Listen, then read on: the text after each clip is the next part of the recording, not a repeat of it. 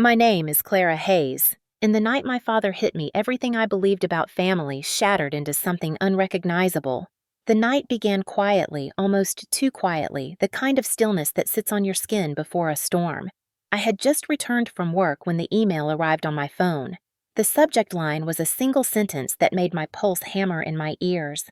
Property transfer confirmation. I opened it with trembling fingers. It was official. My penthouse had been sold. For a moment, I thought it had to be some kind of mistake. My name was on the title. My signature was nowhere on that document.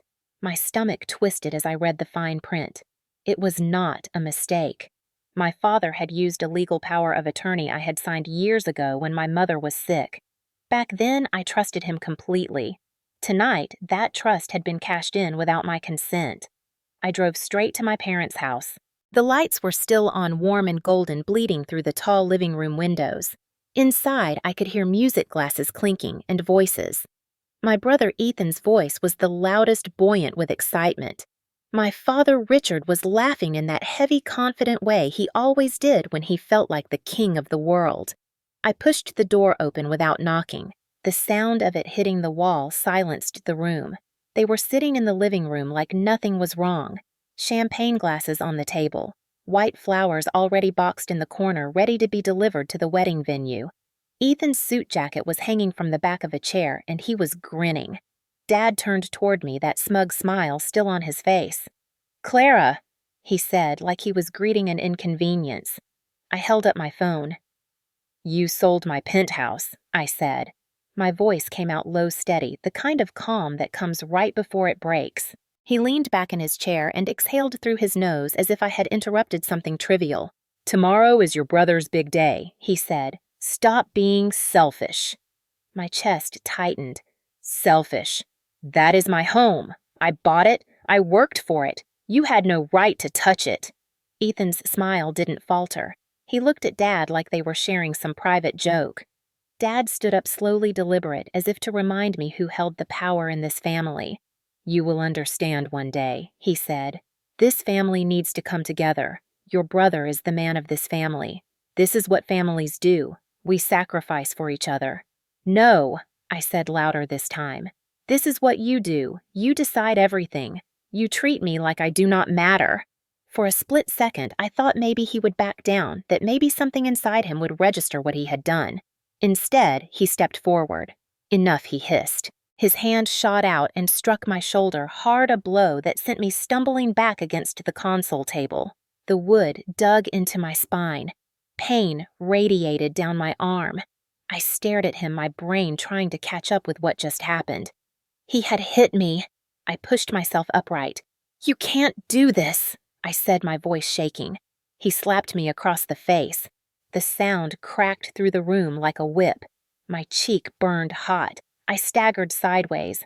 My foot hit the corner of the rug, and I fell against the edge of the side table. My forehead slammed against it. A thin, warm trickle ran down my face. It took me a second to realize it was blood. Margaret, my mother, was standing in the corner, clutching the edge of her sweater. She looked at me, then at Richard, then down at the floor. She did not say a word. She never said a word when he raised his hand. Ethan stepped closer to him and muttered, "She'll ruin everything." Their voices blurred together after that, low and sharp like knives cutting the air. I could barely hear over the rush in my ears. I pressed my hand to my forehead, feeling the wet warmth of blood between my fingers. I looked at my father's face. He wasn't apologizing. He wasn't even angry anymore. He looked certain. In his mind, this was justified. I was the problem for standing in the way of Ethan's wedding. A memory flashed in my head. The night I signed that power of attorney years ago, sitting beside his chair while my mother lay in the hospital. I had trusted him because he was my father. I had believed family meant safety. That illusion was gone now. I sat on the floor, my back against the wall. My heart pounded in my ears. All the air in the room felt heavy, pressed against my ribs. Richard turned away from me like I was a piece of furniture in his way. Ethan adjusted his tie. Margaret wiped the corner of her eyes, but still said nothing. It wasn't the physical pain that carved into me the most. It was the realization that I was alone in this room. I was the outsider in a family I had spent years holding together. In that moment, something inside me went quiet, the kind of quiet that does not break. Tomorrow was Ethan's big day, but tonight, something inside me had already changed. I pressed my palm against my cheek, feeling the sting of his hand. I inhaled slow and steady. I did not scream. I did not beg. I simply stared at the three of them, committing this moment to memory. One day they would remember it too, but not the way they expected. Long before that night, before the sting of my father's hand and the metallic taste of blood in my mouth, there was a time when my life felt like it was finally mine. I still remember the day I walked through the lobby of the building that would become my home. I had spent years saving for that down payment. The elevator doors opened to sunlight spilling across the floor, and I stepped into a space that smelled like fresh paint and new beginnings. The penthouse wasn't large, but it was mine. Every brick, every tile, every window represented something I had fought for. I came from a family where everything was supposed to revolve around my father's name. Richard Hayes was not just my father. He was a man everyone in town respected. He owned properties, spoke at the church on Sundays, sponsored local events, and made sure people saw him as a man of principles. And for a while, I believed in that image. I thought being his daughter meant being part of something stable, solid, honorable. But the truth was, in our house, everything belonged to him, even the air we breathed. When I graduated college and started my job, I told myself I would build something of my own. I worked double shifts, saved every extra dollar, and spent years living in a small apartment just to make that dream real. My father didn't help. My brother Ethan didn't help. My mother smiled softly from the kitchen doorway, but she never said a word against him. Still, I climbed. I reached. And when the bank called to say I had been approved, I sat alone in my car and cried. The day I signed the papers, I wore my best suit. I shook hands with the realtor and told myself this was the beginning of my real life. For the first time, I was not Richard Hayes' daughter. I was Clara Hayes' homeowner. I filled the penthouse with sunlight and quiet. I filled it with late nights working on the couch, early mornings watching the city wake up through floor-to-ceiling windows. It smelled like strong coffee and freedom. My friends came over for small dinners. We would sit on the balcony wrapped in blankets sipping wine while the wind from the river brushed against our faces. It was the first time I felt like I didn't need my father's approval to exist.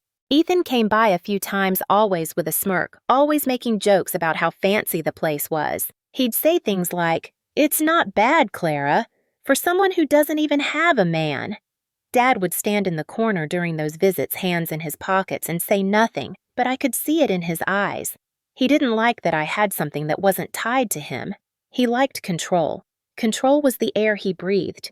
He used to talk about how family legacy mattered more than personal dreams. I used to nod and stay quiet.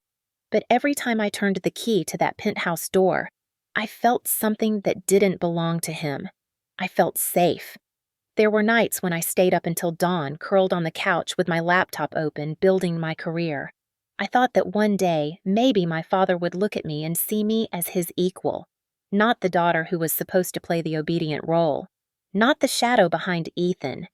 I remember one spring evening when my parents came over for dinner. My mother brought a casserole. My father walked through every room like he was inspecting property. He tapped on the marble counter, looked out the window at the skyline and said, "You did well, Clara. I didn't think you had it in you." It was the closest thing to a compliment I ever got from him. That night I stood on the balcony watching the city lights shimmer, and I thought maybe we were turning a corner. Maybe he was finally proud. Ethan was nothing like me. He spent years drifting from job to job, always with another excuse, another promise that next time would be different. But he was the golden boy. My father always found a way to cover for him, to make excuses to make sure Ethan never faced the consequences of his choices. And for a long time I accepted it. I told myself that was how families worked. You love, you forgive, you keep moving. But deep down, I also knew that when the time came, my father would choose him over me. He always did. Even so, I never imagined he would touch what was mine. The penthouse wasn't just a property. It was the one space in this world where I felt like I belonged without needing permission. When I sat on the floor near the window with a book in hand, when I brewed coffee in the quiet of Sunday mornings, I felt invisible to the weight of my family's expectations. That was my fortress. That was my freedom. I still remember the first snowfall after I moved in. I watched flakes fall past the windows, melting into the dark river below. My father had called me that morning to talk about Ethan's future. He wanted to make sure I remembered that I was part of a family legacy and that Ethan will always be the head of the family one day. I didn't argue with him. I never argued back then. I just stared out at the snow and let the silence swallow his words. I had built something outside his reach, or at least I thought I had. That was the cruelest part. The thought that something so personal, something built with my own hands and sweat and years, could be signed away with a single piece of paper. I didn't know it then, but that power of attorney would become the knife he used to cut into my life. Back then, I was naive enough to believe my father would never betray me that way. I believed that even though he favored Ethan, he would never take what was mine. I believed in the thin thread of loyalty that tied blood together. I didn't know yet how easily that thread could snap. That penthouse was the best part of my life. I built it on a foundation of hard work and quiet pride. I built it without his approval, without Ethan's help, without anyone's permission. That is why on the night he sold it behind my back, it didn't just feel like a transaction. It felt like a violation. It felt like a stranger had reached into my chest and ripped out everything I had fought for. That is why, when his hand hit my face and I fell against that table, it was not just the pain of the slap that burned. It was the betrayal of every brick I had laid for myself. It began slowly, the way rust eats at iron, silent but relentless. After Ethan announced his engagement, everything in the Hayes family shifted. It was not a surprise engagement. Ethan had been seeing her for a year, a woman from a well-connected family. Her parents were old friends of my father. They came from the kind of world he had always wanted to be fully accepted into. And suddenly, it was as if Ethan's wedding was not just a family event. It was a mission. My father wanted to make sure the entire city remembered it as the grandest wedding anyone had seen. He started using words like legacy and reputation, more often always with Ethan's name attached to them. He hosted meetings at the house with caterers, florists, planners, and people with clipboards. He called it the wedding as if there were no other events that mattered, and every time Ethan sat there with that smug grin soaking in every ounce of my father's attention. I started noticing the way my father would cut me off mid-sentence when I offered a practical suggestion. He would glance at me like I was a guest, not his daughter. Ethan's ideas were celebrated, mine were ignored. He wanted an expensive venue. He wanted imported flowers. He wanted an orchestra. And my father, who had once lectured me about saving money and being responsible, said yes to everything. One night we were sitting at the dinner table. The wedding planner had just left. My father leaned back in his chair and said, "This wedding will define our family name." Ethan raised his glass like he had already won some kind of crown. I sat quietly with my fork in my hand, knowing where this was heading. A few minutes later, he said it. "We need more money to make it perfect. Ethan deserves the best." I looked at him confused at first. More money from where I asked. He did not look at me when he answered. "The penthouse. It's sitting there. It's an asset. You don't need such a big place for yourself." His voice was casual, like he was talking about moving a chair. "It's my home," I said. Ethan leaned forward, elbows on the table. "Come on, Clara. You live there alone. It's not like you have kids or a husband. This is for the family. For me. For him." The words hung in the air like smoke. My mother sat at the end of the table, quietly cutting her food into tiny pieces. She always did that when she didn't want to speak. My father finally looked at me then with that tone he used when he expected obedience. "You've had your independence for long enough. This is about something bigger than you." I clenched my jaw. Something bigger than me. Or just about Ethan. He didn't flinch. He didn't even blink. "Your brother is the man of this family. His wedding is an investment in our legacy. That penthouse can help secure it." The room felt smaller. My mother kept her eyes on her plate, refusing to meet mine. She used to tell me when I was younger that silence was a way to keep the peace. But as I stared at her then, I realized silence was also a way to let things rot. Ethan leaned back and smirked. It's not like we're throwing you out on the street. You can stay with mom and dad, or get a smaller place." I felt something cold move through my chest. It was not just the suggestion, it was the way they spoke, as if they already owned it. As if my work, my sacrifices, my name on the deed meant nothing. Over the next weeks, it became clear this wasn't just a suggestion. It was a plan. My father began dropping lines like once the penthouse is sold in casual conversation. He told extended family members about the contribution Clara is making to the wedding. People would nod impressed as if I had volunteered, as if I was proud. Ethan's fiancée posted online about their dream venue, her diamond ring sparkling in the sunlight, talking about how blessed she felt to have a family willing to support them. I wanted to scream every time I saw those posts, but instead, I stayed silent. Silence was familiar. Silence had been trained into me since childhood. And then, my father started bringing over people I didn't know, men in suits, women with folders. They walked through my penthouse like they were touring a product. They measured, took notes, smiled politely. I wasn't even asked to be there. I just found out afterward when my father casually mentioned that the place showed well. The final straw came the night Ethan and my father were standing on the balcony of the family house talking numbers. I overheard them as I came up the stairs. Ethan said, "She'll throw a fit, but she'll cave. She always does." My father chuckled, that low, rumbling sound I had known all my life. "She'll understand eventually. She doesn't have a family of her own. This wedding will be her way of contributing." Contributing? Like I was a bank account. Like everything I had worked for existed to be taken whenever they decided. When I stepped into the room, they fell silent, but their faces didn't carry an ounce of guilt. It was as if my presence didn't matter. I wasn't a person.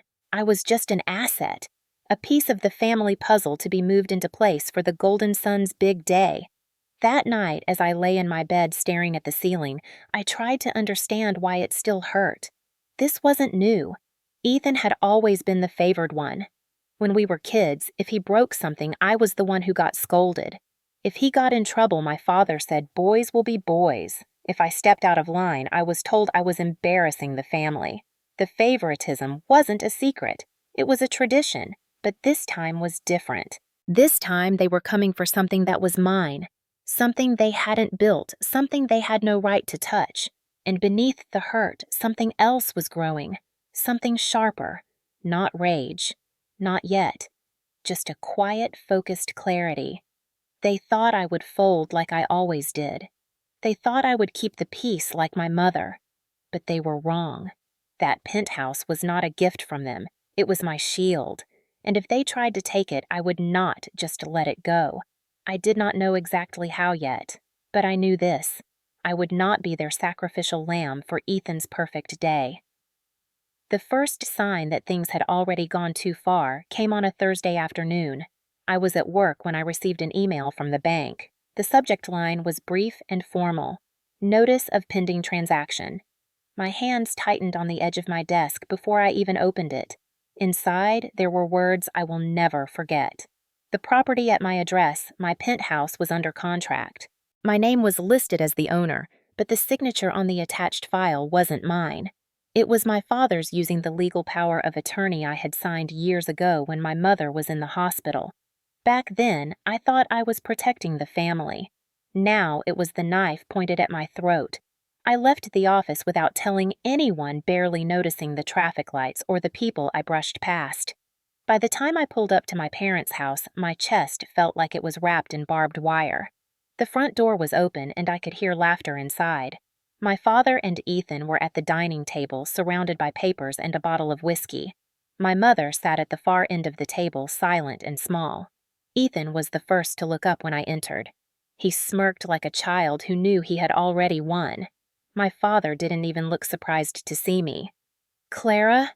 he said in that slow, deliberate voice that always made me feel 10 years old again. "You're just in time." I didn't sit down. "What did you do?" I asked. My voice wasn't loud, but it was sharp. He leaned back, folding his arms across his chest.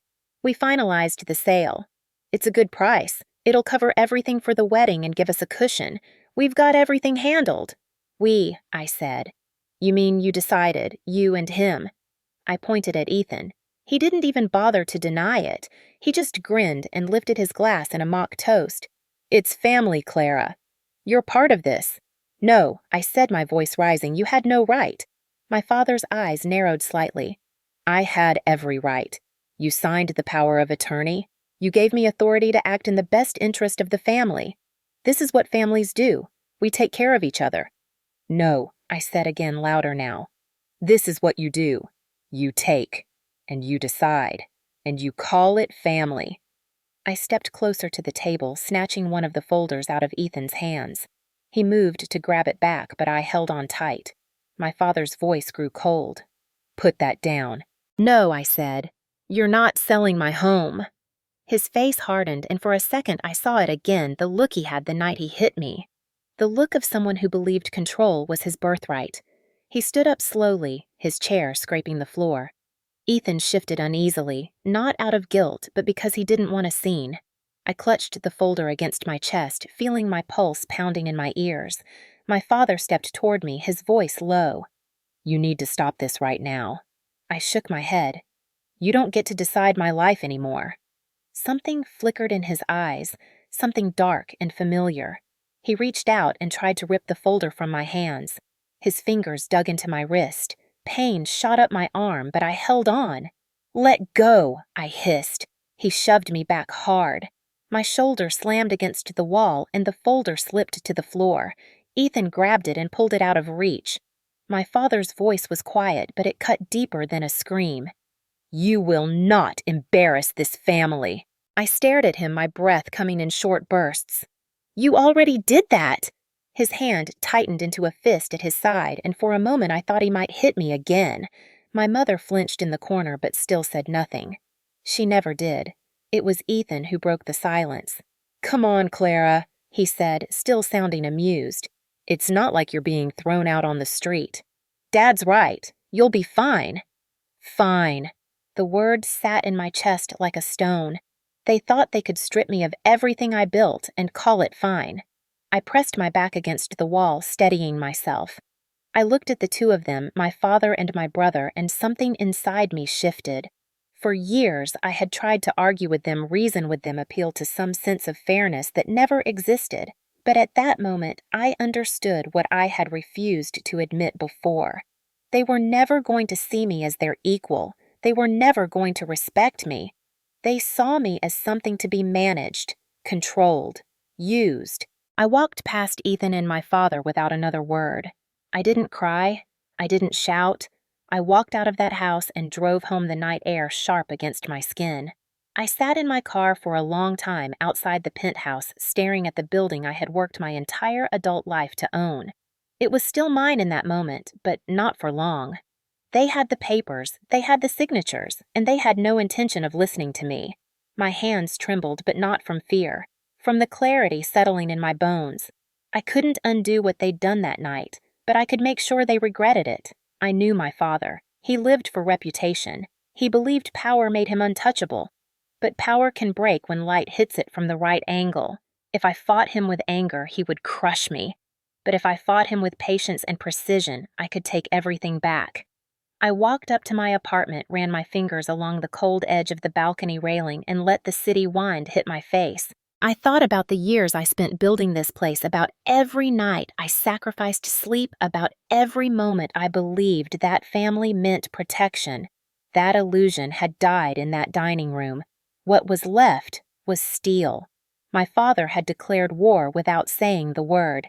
He thought I would bend, but this time I would not. This time I would be quiet, patient, and ruthless. I did not sleep the night after the confrontation. I sat on the cold floor of my living room, wrapped in a blanket, watching the city lights move across the walls like distant ghosts. My head still throbbed faintly where I had hit the wall days earlier.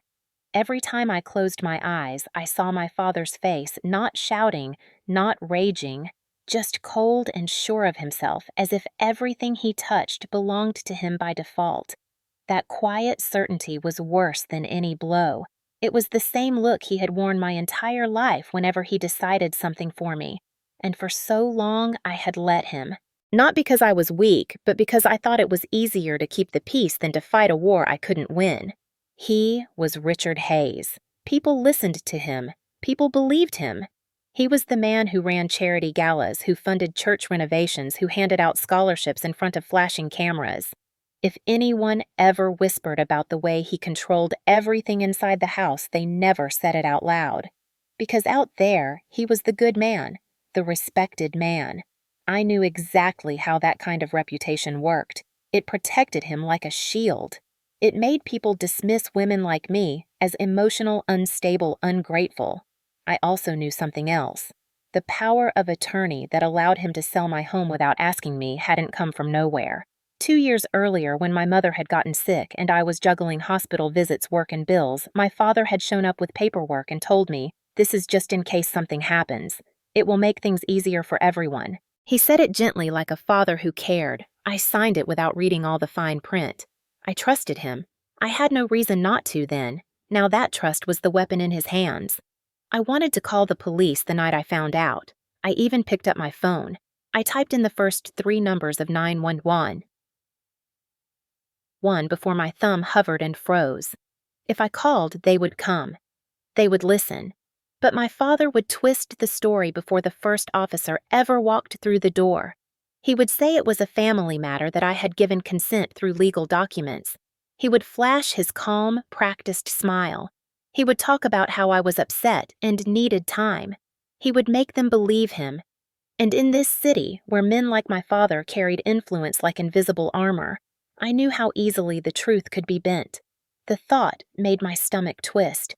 My father was not just a man. He was a network, a reputation, a force. And I was just a woman standing alone with no proof and no allies, not yet. So I didn't call the police that night. I sat in my living room until the sky turned from black to gray.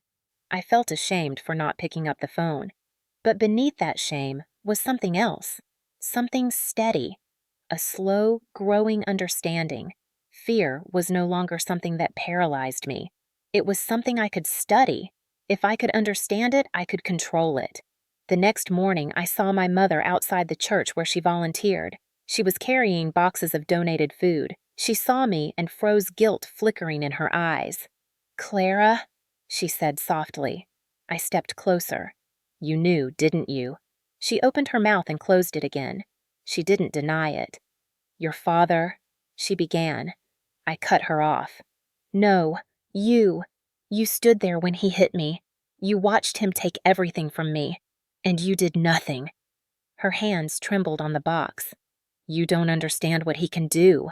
Her voice was thin, almost frightened. "I understand perfectly," I said. "I grew up in this house too. I know exactly who he is." She looked around like someone might hear us even though no one was near. "You shouldn't fight him," she whispered. "He'll destroy you. He can ruin everything for you. Your job, your name, everything." I felt a strange calm wash over me. "Then he'll have to try." I walked away before she could say more. For years, I had tried to make her see me, but she was a woman carved down by decades of his control, shaped into silence. That silence had protected her, but it had buried me. I wasn't going to live that way. That afternoon, I drove back to the penthouse.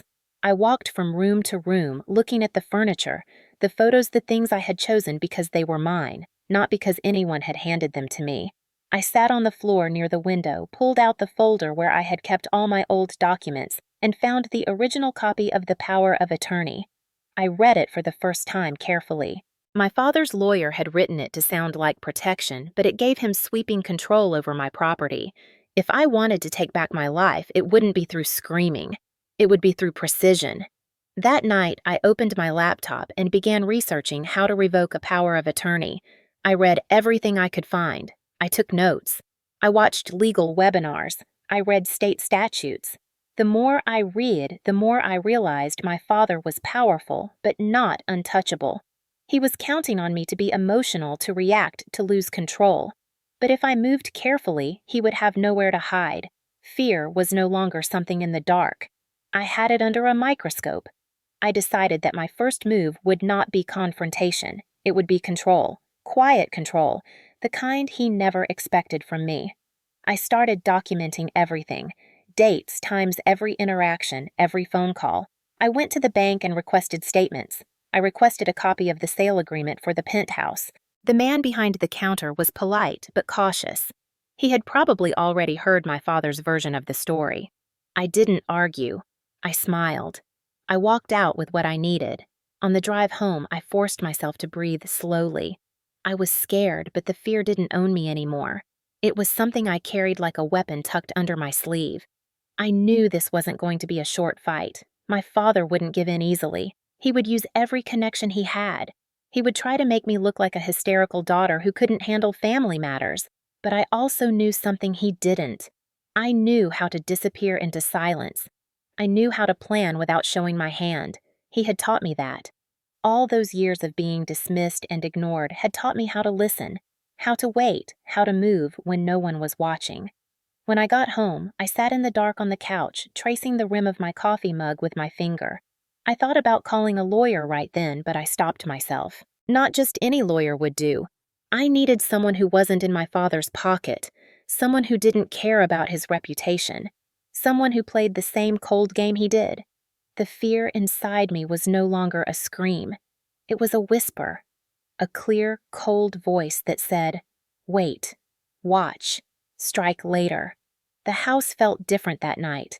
Not as a safe haven, but as a battlefield that had not yet been declared. I pressed my palm against the window and watched the cars pass below. My father believed he had already won. He believed I would break the way my mother did. But he didn't understand what happens when someone who has been quiet for years decides not to stay quiet anymore. Fear had kept me still before. Now it was the reason I was going to move. The morning after I made the decision to fight back, I woke up with an unusual stillness inside me. Not calm, not peace. Something sharper. A cold focus I had never felt before. I made myself a cup of black coffee and sat at the kitchen counter, the same spot where I had once imagined quiet Sunday mornings and safety. Now it felt more like a war room. If my father was going to use silence as a weapon, I would use it better. The first step was finding someone who wasn't in his orbit.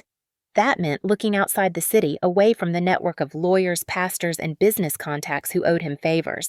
I spent hours on my laptop searching through directories, reviews, forums. Eventually, a name appeared again and again, attached to phrases like precise, unshakable, and not afraid to fight powerful people. Ms. Avery Cole. She worked out of a modest firm 2 towns over, known for taking cases other lawyers avoided. When I called her office, her assistant asked what the case was about. I didn't give details. I just said, family, property, abuse of power. They scheduled me for the next morning. When I walked into the firm, it didn't look like the polished, intimidating places my father favored. It was quiet, lined with books and papers. Avery herself was younger than I expected, with steady gray eyes that didn't flinch when I told her what happened. I explained the power of attorney, the sale of the Penthouse, the assault. She didn't interrupt me once. She just took notes, leaned back, and finally said, "Your father thinks you'll lose because you're emotional, so we won't give him what he expects. We'll give him paperwork, evidence, and pressure." For the first time in weeks, something inside me loosened. She outlined the plan in deliberate steps. First, gather every piece of evidence: the original power of attorney, proof of my financial contributions to the property, any communication that proved he acted without my consent. Second, initiate an emergency injunction to freeze the transaction. If approved, it would block the sale from being completed until the court reviewed the case. Third, create a timeline of financial control to prove a pattern of abuse. Fourth, document the physical assault as evidence of coercion. Avery asked if I wanted to press charges for the assault itself. I hesitated. Part of me wanted to, but part of me knew my father would spin it. She saw the hesitation in my face and said, "We don't need to decide that today, but if we have the option, it's leverage. Leverage matters." I walked out of that office with a folder of instructions, a list of documents to gather, and a strange sense of clarity. On the drive home, my fear didn't vanish, but it had a direction. That night, I began collecting everything: old emails, contracts, bank statements, title deeds, even text messages. I laid everything out on the floor of my living room like puzzle pieces. For years, I had lived under his version of the story. Now I was building mine. I went to the bank the next day and requested certified copies of all transaction records related to the property. The clerk's polite smile faltered when she saw my father's name, but she didn't question my request. She probably didn't know that the power of attorney didn't give him absolute ownership. That was going to be his first mistake. On the third day, I returned to Avery's office with a thick folder. She flipped through it quickly, her movements precise. "Good," she said. "This is better than I expected." She drafted the injunction that afternoon. By the following week, the court issued a temporary freeze on the sale. The wedding funds my father had counted on were suddenly locked. He didn't know yet. I wasn't going to tell him. I wanted the silence to work in my favor. The next step was recording proof of his intent. Avery suggested setting up a controlled conversation. She handed me a small recorder, something discreet enough to slip into my jacket. "He talks like a man who assumes no one will challenge him," she said. "Let him keep talking." The opportunity came sooner than I thought. My father called me 2 nights later, his voice warm and performative. "Clara," he said, "you've had time to calm down. Let's talk like a family." I met him at the house. The wedding decorations were already piled in the hallway like they were preparing for some grand performance. My brother was in the living room scrolling through his phone. My father poured himself a drink and gestured for me to sit. I didn't. He didn't notice the recorder inside my jacket. He talked about legacy again, about how proud I should be to help my brother, about how this wedding would make the family shine. And then, as if he was gifting me something, he said I sold the penthouse for Ethan. "This isn't about you. It never was. You should be grateful to be part of something bigger than yourself." The words were so casual, so easy, like he had been rehearsing them his entire life. I didn't interrupt. I let him keep going. He admitted that he had used the power of attorney because you never would have agreed otherwise. When he was done, he leaned back and smiled. "You see, it's done. There's nothing you can do about it." He didn't know I already had. That night, when I left, my hands were cold but steady. Avery listened to the recording the next morning and nodded. "This is excellent. This isn't just arrogance. It's a confession." She began drafting a motion to strengthen the injunction with his own words as evidence of bad faith. Meanwhile, I moved quietly. I didn't confront him again. I didn't argue with Ethan. I didn't tell my mother what I was planning. I went to work as usual. I met with Avery twice a week. Each time the plan grew sharper, cleaner, quieter. When the wedding invitations were mailed out, I received one. My name was printed on the front like everything was normal. I didn't throw it away. I pinned it to the wall above my desk as a reminder that this wasn't about revenge in the way he expected. This was about control, about taking back what he stole without letting him even see me coming. Avery filed a motion to depose the buyer as well. It turned out the buyer was a shell company with loose ties to one of my father's business associates. That made the case stronger. It wasn't just a betrayal. It was fraud. Every document I added to the pile was a stone in the wall I was building between him and my life. Silence was my ally now. My father thought silence meant surrender, but silence can also mean strategy. While he planned a grand wedding with Ethan at the center, I was digging under the ground building something that would make the whole thing shake. Late at night, I walked through the penthouse, touching the walls as if memorizing their texture. I whispered to myself, "This is still mine." I had spent years believing power was loud, but now I knew better. Power can also be quiet. It can look like patience. It can sound like nothing at all until it arrives like a thunderclap. The first sign that the ground beneath my father's perfect wedding plans was starting to crack came on a quiet Wednesday afternoon. I was at my desk at work when I received a brief email from Avery. It contained only one line. "The injunction has officially frozen the funds tied to the sale." I stared at the screen, letting the words settle into my bones. It wasn't just a legal move. It was a hand on the throat of everything my father was trying to build. All the grand speeches about legacy, all the champagne-soaked planning sessions, all the smug glances Ethan had thrown my way were about to collide with reality. They didn't know yet. That was the best part. They were still moving forward like nothing was wrong. I drove home that night past billboards advertising the luxury venue my father had booked, the same venue that required a non-refundable deposit, a deposit funded by a sale that was now legally suspended. It was quiet power, no screaming, no public confrontation, just a silent turn of the wheel. 2 days later, my phone buzzed with messages from relatives. The wedding date was approaching fast and everything seemed chaotic. My aunt wrote, "Your father seems stressed." My cousin sent a text that simply said, "He's yelling at everyone." That was when I knew the news had reached him. He couldn't get to me through the legal system, so he would try through fear. But this time, I wasn't the same woman who had sat bleeding on the living room floor. I went to work as usual that day. I didn't call him. I didn't respond to Ethan's half-hearted attempt at a guilt trip through text. I let the silence grow. The next evening, a family emergency meeting was called. I walked into my parents' house and found the living room covered in white flowers and gold ribbons. Margaret sat on the couch wringing her hands. Ethan paced near the fireplace, his usual smugness replaced by something tighter, angrier. My father stood at the center of the room like a general whose army had just been ambushed. His jaw was clenched and his voice was deceptively calm when he said, "What did you do?" I met his gaze without blinking. "I protected what's mine." Ethan stepped forward, waving his hands like a frustrated child. "The venue is threatening to cancel. The decorator is threatening to walk. Everything is falling apart, Clara. This isn't just about you." I almost laughed at that. It had always been about them. My father pointed a finger at me, a motion sharp enough to slice the air. "Undo it. Call your lawyer. Release the funds." I tilted my head. "No." His nostrils flared. He wasn't used to hearing that word from me. Margaret whispered, "Please, Clara, it's your brother's wedding." But her plea was hollow. She wasn't protecting anyone except the fragile illusion of peace. My father took a step closer, lowering his voice like a threat wrapped in silk. "You think this makes you powerful? You're nothing without this family. That penthouse is only yours because I allowed it." That sentence struck something old inside me, a wound that had been carved long before this wedding. But instead of pain, what filled me this time was clarity.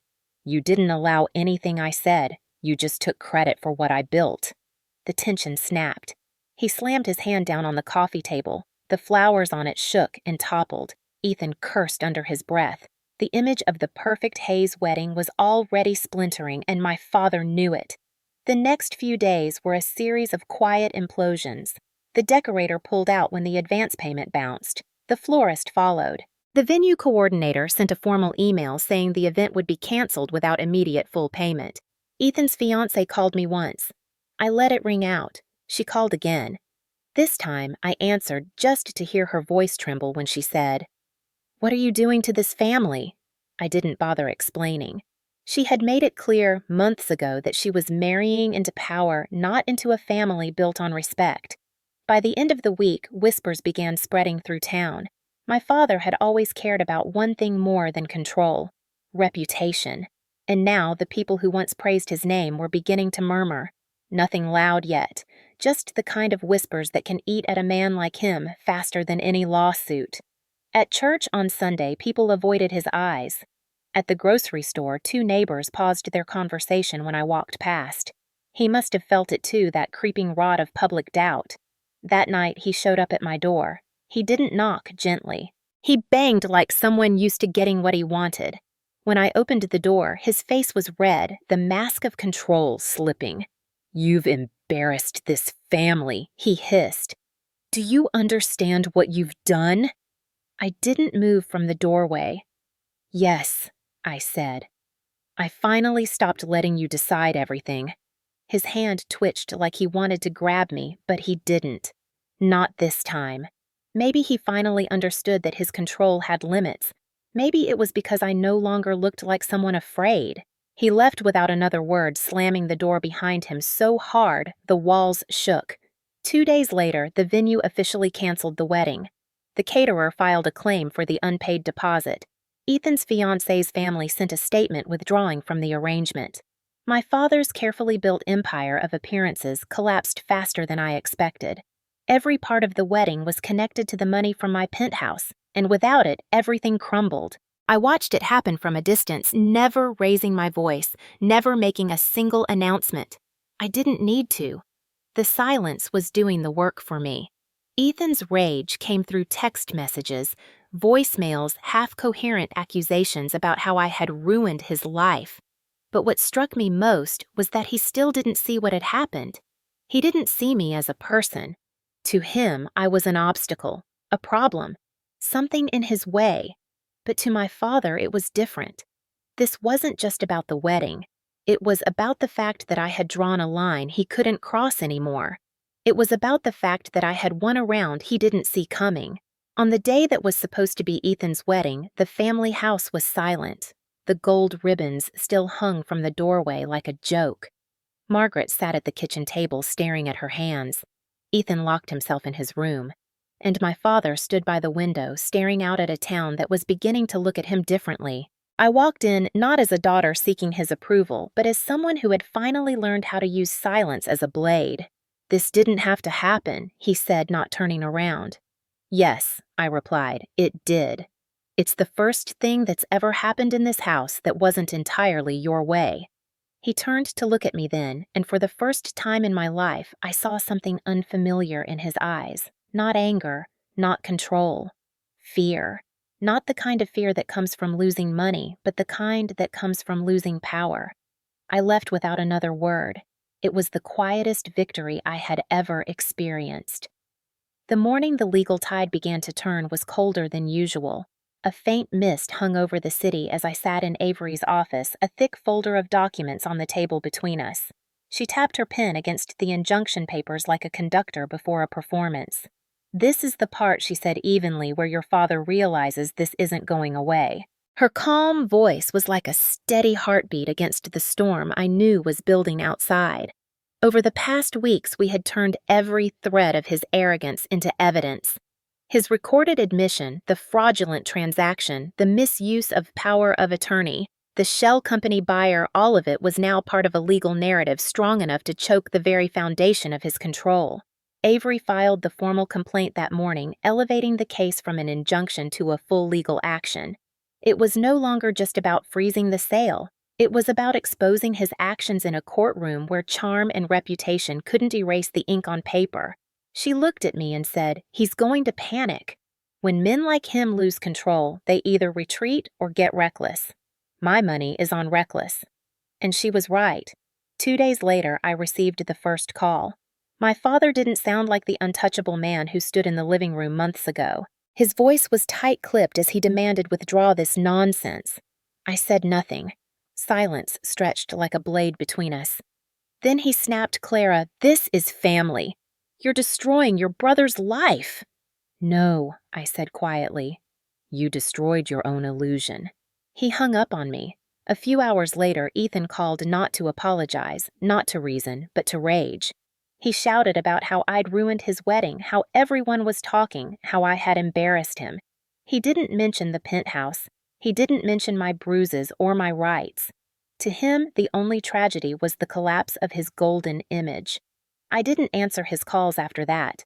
Avery advised me to document every message, every threat, every word. The first pre-hearing meeting was held at the courthouse a week later. When I walked into the room, my father was already there in his dark suit posture, straight jaw set like stone. He looked at me like I was a stranger who had walked into his empire uninvited. Ethan sat beside him, shifting uncomfortably, not because of guilt, but because for the first time they weren't in control of the narrative. Across from them, Avery sat next to me with quiet authority. Her folders were stacked neatly. She didn't raise her voice. She didn't need to. The evidence spoke louder than either of us ever could. The opposing counsel, a man I recognized from one of my father's charity galas, opened with a speech about family misunderstandings, about miscommunications and good intentions. Avery let him finish, then slid the recorder across the table and pressed play. My father's own voice filled the room. "I sold the penthouse for Ethan. This isn't about you. It never was. You should be grateful to be part of something bigger than yourself." For a moment, no one spoke. Then Avery said, "That was recorded 2 weeks before the sale was finalized, without her consent, using power of attorney obtained under false pretenses. I can file for both civil and criminal charges if necessary." My father's lawyer shifted in his seat, trying to rearrange the strategy he had clearly expected to go his way.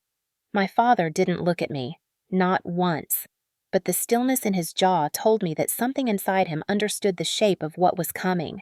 The legal process moved like a slow but relentless tide. Every week brought new filings, new hearings, new cracks in the facade he had built over a lifetime. The shell company buyer backed out when Avery subpoenaed their financial records. The judge ruled that the sale had been made under bad faith. The power of attorney was suspended pending investigation. For the first time, my father wasn't the man pulling strings. He was the man being cornered by the same system he had believed would never touch him. Word spread quickly through the community. It wasn't a loud scandal yet, but the whispers were enough. His name wasn't being spoken with admiration anymore. It was being spoken with caution. At church, the handshakes were shorter. At the country club, the smiles faded when he entered a room. The legal battle was no longer just mine. It was public, and that was his worst nightmare. Margaret tried to speak to me one afternoon outside the courthouse. She approached me slowly like she was walking on ice. "Clara," she said softly, "maybe you should talk to him. Maybe it doesn't have to go this far." Her hands twisted together like they always did when she was caught between her silence and her fear. I looked at her and saw the woman who had stood by and said nothing the night he struck me. The woman who had chosen safety over me for years. "It already has," I said simply. I walked past her feeling the weight of everything unsaid between us, but also feeling lighter than I had in months. My father tried one last time to intimidate me outside the courthouse steps. He cornered me in the parking lot, lowering his voice to that familiar tone he used when he wanted obedience. "You're embarrassing yourself," he said. "You think this is power. You're just making a fool of yourself." I met his eyes and said, "No, I'm making sure you finally face the truth." He didn't like that. His lips pressed into a thin line, and for a brief second, the man who thought he controlled everything faltered. The second major hearing arrived on a cold morning. The courtroom smelled faintly of old wood and paper. My father's side looked smaller now. His lawyer was stiff, the confidence gone. Avery spoke with precision, laying out timelines, documents, signatures, recordings, legal statutes. Every sentence was another nail in the coffin of the lie he had built. My father sat still, gripping the edge of the table, his knuckles pale. When the judge read the preliminary ruling, my breath caught in my chest. The sale of the Penthouse was officially nullified. All proceeds tied to the attempted transaction were frozen for further investigation. Control over my property reverted to me. The court ordered an inquiry into the misuse of power of attorney. The quiet that filled the room after the judge spoke was unlike any silence I had ever heard before. My father didn't speak to me. Ethan didn't look at me. Margaret sat behind them, a single tear slipping down her face. Not because she had lost something, but because I think she had finally realized the man she married wasn't untouchable. When I walked out of the courthouse that day, the sky was gray and heavy, but the air felt different. It wasn't victory yet, but it was something close. Avery walked beside me, hands in her coat pockets. "This is the turning point," she said. "From now on, it's not about whether we win, it's about how hard they fall." That night, I stood on the balcony of my penthouse, the place that had been taken from me, and returned through quiet war. I pressed my palms to the railing, looked out at the city, and whispered to myself, "This is mine," and this time, no one could touch it. The confrontation was not loud. It didn't happen in a courtroom or in front of neighbors. It happened quietly, like most things in our family. A week after the judge nullified the sale, my father called me. Not to apologize. He never apologized. His voice was clipped and formal. "Come to the house," he said. "We need to talk." He didn't ask. He ordered. For a moment, the old instinct to obey flickered in my chest. The instinct trained into me from childhood. But then I remembered the way his hand had cracked across my face, the way he had laughed about selling my home, the way he believed I would always bend. I told him I would come not because I owed him anything, but because I wanted to look him in the eye and to make sure he understood exactly what he had lost. When I walked through the front door of the house I grew up in, everything was still. The wedding decorations were gone. The air smelled faintly of polish and old flowers. My father was standing by the fireplace, hands in his pockets, posture rigid. Ethan sat on the couch, his phone in his hand, but his eyes fixed on the floor. My mother was in her usual corner shoulders, slightly hunched, like someone trying to make themselves smaller. It struck me how nothing had changed about the house, but everything had changed about me. I walked into the living room without fear. My father didn't offer me a seat. "You've humiliated this family," he said. His voice was steady, but the edges were frayed. I could hear the strain underneath. "You took something private and dragged it into court. Do you have any idea how many people are talking?" I met his gaze, steady and calm. "Yes," I said. "And I don't care." His eyes narrowed. He wasn't used to indifference from me. Ethan finally spoke, his voice tight with anger. "You didn't just ruin the wedding. You ruined everything. People look at us like we're a joke." He leaned forward, the mask of the golden sun finally cracking. "You've always been jealous. That's what this is. You couldn't stand that for once something wasn't about you." The words slid off me like water. I wasn't 16 anymore. I wasn't the girl trying to prove she deserved to be heard. I looked at him and said evenly, "You ruined your own wedding." "Not me. I didn't steal anything. I didn't lie. I didn't hit anyone. I just stopped letting you use me." He looked down, jaw clenched, but he had no real answer. My father took a step closer, lowering his voice. "Do you understand what you've done to my reputation? Do you understand the damage?" I tilted my head slightly. "Yes. I made people see what was already there. I didn't destroy anything. I just stopped hiding it for you." His jaw tightened. For a moment, I thought he might lash out again like he had that night in the living room. But something was different now. He couldn't reach me the way he used to. The power he held over me wasn't physical. It was built on fear. And that fear was gone. "You've made a mistake," he said softly. "One day, you'll realize how much you've lost." I took a slow breath and said I already know how much I lost. I lost a father I could trust. I lost the illusion that this house meant safety. But do you know what I gained? I gained myself back. The silence in the room was thick. Ethan shifted uncomfortably. My mother's hands twisted in her lap. My father's eyes flickered with something I had never seen before. Not love, not regret. Something closer to recognition.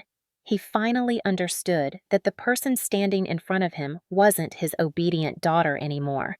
She was someone he couldn't control. He tried to regain the ground with a different tactic. "This is still your family," he said. "No matter what you think, blood is blood." I let out a quiet laugh. "Blood doesn't give you the right to destroy me. Family isn't about control. It's about respect. And you never respected me." Ethan scoffed. "You sound so dramatic." I turned to him. "You were handed everything while I worked for every inch of my life, and you still don't see it. That's not my problem anymore." I walked to the center of the room, my shoes silent against the floor I had once tiptoed across as a child. "This is the last time you'll ever call me here to be scolded. This is the last time I'll stand here and listen to you rewrite what you did." My father stared at me silent, still trying to calculate how to regain control. But the truth was, he couldn't. The house that once felt like a fortress now looked small, old, and hollow. He had built his power on silence, and I had taken it back with silence of my own. My mother finally spoke, her voice small. "Clara, maybe we can start over." I turned to her.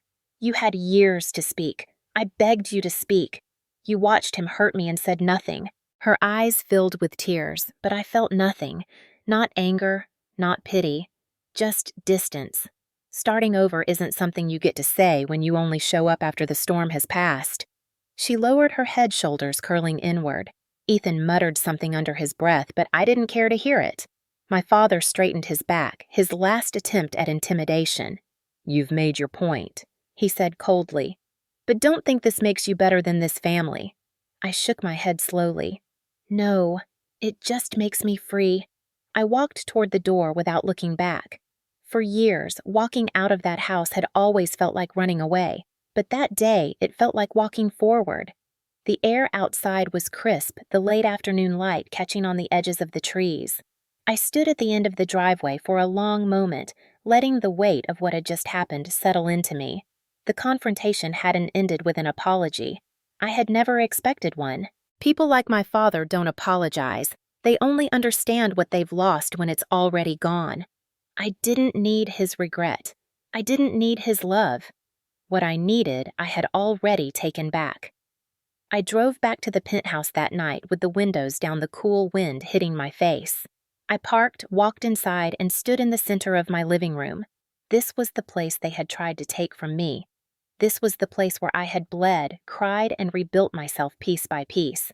I ran my hand over the cold edge of the window pane, watching the lights of the city flicker below. For the first time in a long time, I felt steady. Not happy, not triumphant, just steady. And that was enough. I whispered to myself, "He can't touch me anymore." Those words didn't feel like a declaration. They felt like a truth finally settled into the foundation of my bones.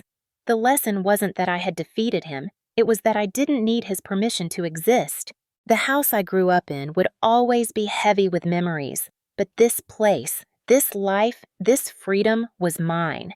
And that was something no amount of control, no signature, no threat could take away again. Justice did not arrive with applause. It arrived in the quiet way truth always does when it finally has nowhere left to hide.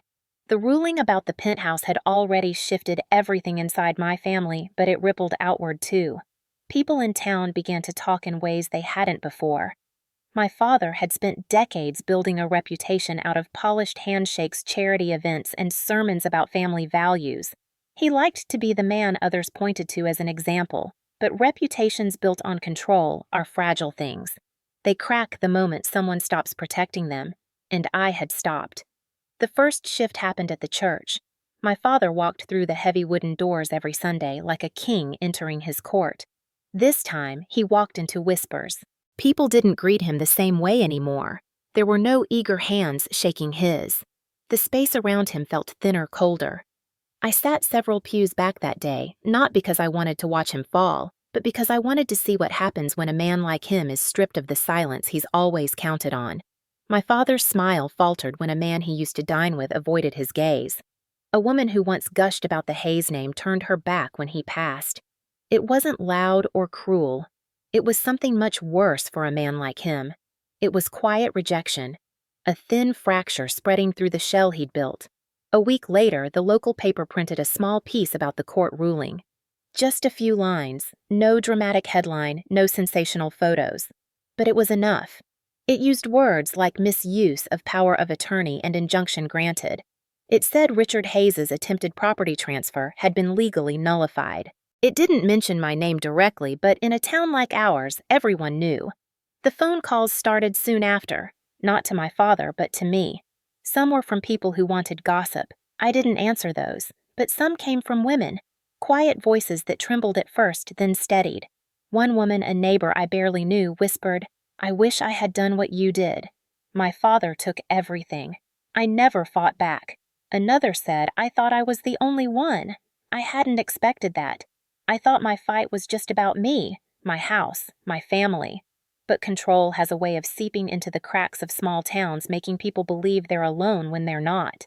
It wasn't just my father. It was the pattern. Men who believed their reputations were shields. Women who had been taught to keep the peace. And silence, always silence, holding everything in place. The community that had once only seen me as Richard Hayes's quiet daughter was seeing something else now. Not a savior, not a hero. Just someone who had decided enough was enough. One afternoon, I went to the grocery store. Normally, when I walked those aisles, I felt like I was walking through a stage my father built. People looked at me like a background character in his story.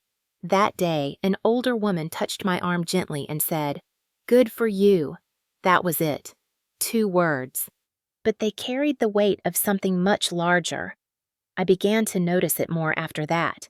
Nods from people who had once looked away. Conversations whispered behind hands, but this time, not about shame. About possibility. My father hated it. I could see it in the way he walked, shoulders stiffer, movements sharper. He couldn't control the narrative anymore. He couldn't send me back into silence. The day the official court order was filed into the public record, Avery called me to her office. She slid the paper across the desk with a small smile. "It's done," she said simply. "The penthouse is legally yours. Permanently. There's no angle left for him to play." I stared at the paper, not because I didn't believe her, but because I needed to feel the weight of it. This wasn't just a legal victory, it was a wall that could not be taken down again. I thanked her, and she nodded like she understood without me needing to explain. She had seen enough families like mine to know the kind of wounds that don't show up in court filings. That night, I walked through the neighborhood on purpose. It wasn't an act of defiance, it was a reclaiming. For years, I avoided being seen, kept my head down, tried to avoid giving people a reason to talk. Now their words didn't control me anymore. My father stayed inside the house most days. Margaret moved quietly like a ghost, as if the house itself had become a cage. Ethan had stopped looking me in the eye entirely. He avoided me in public, embarrassed, not because of what he did, but because his golden image had shattered. That was his lesson to learn. Mine was different. I learned that justice isn't about revenge. It's not about making them feel what I felt. It's about standing so firmly in your own truth that their lies finally fall apart without you needing to scream. The people who used to defend my father no longer did. They didn't apologize either. They just changed the subject when his name came up. And maybe that was enough. The day I passed the church and saw my father sitting on the steps alone, staring out at the street, I didn't feel triumph. I didn't feel pity either. I felt distance, a kind of clean, necessary distance that no apology could bridge. This wasn't my burden to carry anymore. I went home to the penthouse that evening and stood in front of the large glass windows that looked out at the city. The skyline shimmered in the fading light, tall and unbothered. This was where my story belonged now, not trapped in a house built on control, but standing on ground I had fought for with silence, strategy, and resolve. Avery called me once more to let me know the last procedural matter had been closed. I thanked her and said I don't know if I could have done this without you. She smiled and said, "You could have. You just needed someone to remind you that your voice was enough." Justice in a small town isn't a headline. It's a slow shift in the air, the way people look at someone differently, the way silence loses its grip. My father's name would never carry the same weight again, and mine, for the first time, carried weight of its own. When I closed the door to the penthouse that night, I didn't need to look back. Justice had already taken root, not in revenge, but in truth, finally standing without fear. Victory didn't arrive with cheers or fireworks. It came in the quiet of a morning I didn't expect to feel different. I woke up to sunlight pouring through the tall windows of the penthouse. It touched the walls softly, the same walls I had once feared would be taken away from me. The city outside was already alive, but inside, everything was still. Not the fearful stillness of the night my father struck me, not the suffocating stillness of silence forced on me for years, but a calm that felt earned. I walked barefoot across the cool floor, touching the edge of the countertop as if to remind myself it was real. It was mine. No court case, no power of attorney, no manipulation could change that now. For months I had been fighting in ways that left no visible bruises but carved deep grooves in my soul. I had learned the language of legal filings, injunctions, recordings, strategies, and quiet resolve. Now that fight was behind me. There were no reporters outside, no celebration, no crowd, just me and the city. And that was enough. I made a cup of coffee, not because I needed the caffeine, but because it was a ritual I had built long before my father tried to erase me from my own life. When I leaned against the balcony railing, the air was crisp. The same view that once reminded me of what I could lose now reminded me of what I had reclaimed. The penthouse had stopped being just a place to live. It had become proof that silence didn't mean surrender, that control could be taken back without screaming. I used to imagine this moment with a kind of cinematic grandeur, some final confrontation that would make him bow his head. But life is quieter than that. Real victory isn't loud. It's steady. It's waking up and realizing no one can take your voice again. In the weeks after the court ruling, people still whispered. Some looked at me with curiosity, some with respect, some with their own quiet pain reflected in their eyes. But none of that defined me anymore. My father rarely left the house. Ethan avoided the town altogether. Margaret existed in a fog of her own making, still bound to a man whose power had cracked like glass. Their silence didn't hurt me anymore. It wasn't mine to carry. One afternoon, I walked past the family house. It stood exactly as it always had, but it felt smaller now, like the power it once held over me had shrunk into a mere outline. My father sat by the window, staring out the same way I'd seen him so many times before. Only now he wasn't the man who controlled every corner of my life. He was just a man whose power had limits. And I was the one who had drawn those limits. I didn't wave. I didn't stop. I simply kept walking. That was my silent victory. The world didn't need to know every detail of the pain that led me here. They didn't need to hear the nights I spent trembling on the floor, the hours spent with Avery planning each careful move, the moments I almost called it quits. Victory was not about them. It was about me, standing without fear. Avery had told me once, "You'll know you've won when you no longer need to explain yourself." That morning on the balcony, I finally understood what she meant. There was nothing left to explain. My father had lost more than a house. He had lost the illusion that he could control me forever. I had lost the illusion that family would protect me just because it was family. And somehow, in that exchange, I had gained something unshakable, a sense of self that no one could sign away. The silence in the penthouse wasn't heavy anymore. It was clean. It was the kind of silence that fills a room after a storm passes, not because the world forgot what happened, but because the world doesn't need to speak it anymore. I stood in the middle of the living room remembering everything. The night I bled on the floor of my parents' house. The moment I read the email that told me my home had been sold without my consent. The trembling hands signing legal papers with Avery. The court ruling. The whispers in the church pews. And now this. Not triumph. Not revenge. Just freedom. In the quiet, I finally allowed myself to breathe in deeply and exhale without weight. People like my father survive on the silence of others. But they don't know what to do when silence turns into strength. He would live with the whispers now, not because I shouted, but because I stopped shielding him. My name was no longer an extension of his. It was my own.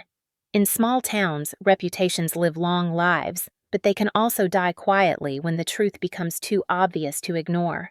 My father's reputation didn't explode. It just faded like smoke in the wind. And mine began to solidify like stone. It didn't make me proud in a loud way. It made me steady. That was all I ever wanted. A week later, Avery sent me a final message confirming that all legal matters were settled. "It's truly over," she wrote. I stared at those words for a long moment, then smiled to myself. Not because it was over, but because I had survived it without becoming what they expected me to be. I poured another cup of coffee and returned to the balcony. Down below, life moved on. Cars passed.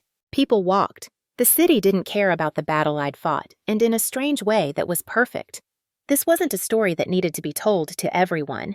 It was something that would live quietly inside me, shaping the way I walked, the way I spoke, the way I refused to be small again. As the sun rose higher, a gust of wind lifted the edges of my hair, and I whispered to no one I won. No shouting, no audience. Just a woman standing in her home exactly where she belonged. That was victory. That was enough. The aftermath wasn't loud. It never is.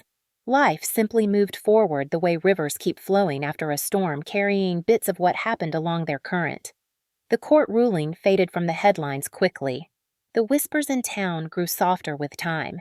But the changes remained not just around me, but inside me. Every morning when I woke up and walked across the penthouse, I felt a small, quiet pulse in my chest.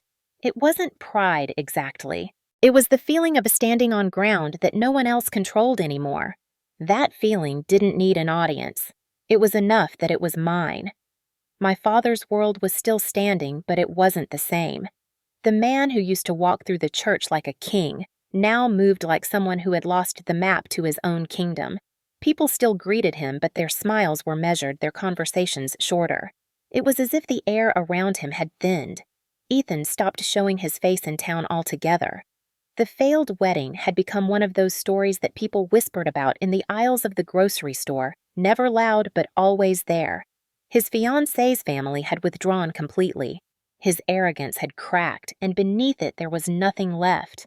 Margaret remained in the house quiet as always, but now her silence carried the weight of everything she hadn't said when it mattered. Sometimes I saw her on the porch watching the street as if hoping to catch a glimpse of the life she thought she had built.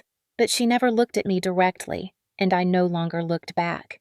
Their house was no longer my home. I didn't belong to that silence anymore. I belonged here in the penthouse surrounded by the life I had built for myself. It was strange how something as ordinary as a kitchen counter or a window view could feel like victory. But it did. It reminded me every day that I had survived what was meant to break me. I had taken everything they used to control me and turned it into the foundation I stood on. People still asked questions sometimes, quietly, politely. How did you do it? Wasn't it scary? Aren't you worried about what he'll do next? I always answered the same way. It was terrifying, but fear doesn't own me anymore. That usually ended the conversation because most of them didn't need more details. They understood. Some because they had lived it. Others because they feared it themselves. My victory wasn't about crushing my father. It was about showing people like him that control has an expiration date. It ends the moment you stop playing your part in their performance. My father's power was never built on strength. It was built on silence. And when I stopped being silent, the foundation cracked. Weeks passed. Seasons shifted. One evening, as the sun dipped low behind the buildings painting the city in gold, I stood on the balcony with a cup of tea and let myself think about everything. The fear, the bruises, the night I bled on their living room floor, the nights I sat here alone wondering if I could really fight him, the slow, steady build of the case, the collapse of the wedding, the legal turning point, the quiet victory. It wasn't a story I would have chosen, but it was mine now. And that mattered. I took a long breath and let it out slowly, the wind catching the ends of my hair. The city kept moving below, indifferent and alive. That was the beauty of survival. The world doesn't stop for your pain. But when you stand tall again, you get to rejoin it on your own terms. I didn't become a different person through all of this. I became the person I was meant to be before they tried to erase me. My father's legacy will be whatever it becomes. Mine will be something else entirely. Strength isn't always loud. Sometimes it's just quiet persistence. Sometimes it's standing your ground in silence while everything they built crumbles around you. And sometimes it's simply walking forward without turning back. The messages from other women kept coming slowly but steadily. Some just said thank you. Some shared stories of their own fathers, brothers, or husbands. Some said they hadn't spoken out yet, but now they were thinking about it. I read every message, not because I needed the praise, but because I understood what silence can cost. If my story made someone else feel less alone, then everything I went through had meaning beyond me. I didn't respond to all of them. Some pain doesn't need a reply. It just needs to be heard. I learned that silence can destroy, but it can also protect. It can be a weapon or a shield depending on who holds it. And now, it was mine. The night sky deepened. The lights of the city blinked like a living thing. I whispered to myself not out of anger, not out of triumph, but out of something simpler. I'm free. That was the only sentence that mattered. The rest was just noise. As the last bit of sunlight disappeared, I turned to my camera phone and recorded a short message for the people who had been following my story. Not dramatic, not rehearsed, just my voice quiet and steady. If your family has ever tried to silence you, I said, know this. Silence doesn't have to be their weapon. It can be yours. You don't have to scream to fight. Sometimes the most powerful thing you can do is stand your ground. One day they'll hear the silence and it won't protect them anymore. It will protect you. I paused for a moment, looking straight into the lens, then added, where are you watching from tonight? A simple question, a way to remind people they weren't alone. It wasn't about me anymore. It was about everyone who had ever been told to keep quiet for the sake of family. Everyone who had ever been treated like a piece of property. Everyone who had ever believed their pain didn't matter. It does. It always does. And when the silence finally breaks, it's not a scream. It's a door opening. I ended the recording, uploaded it, and let it go. The city stretched out before me, endless and bright. The story that had once belonged to him now belonged to me. And through that story, it might belong to someone else too. That was my CTA. Not for pity, not for applause, but for connection. For the quiet army of people who have waited too long to be heard. I leaned on the balcony railing, the night wind brushing my skin, and closed my eyes. The silence around me was no longer something to fear. It was mine, and it was enough.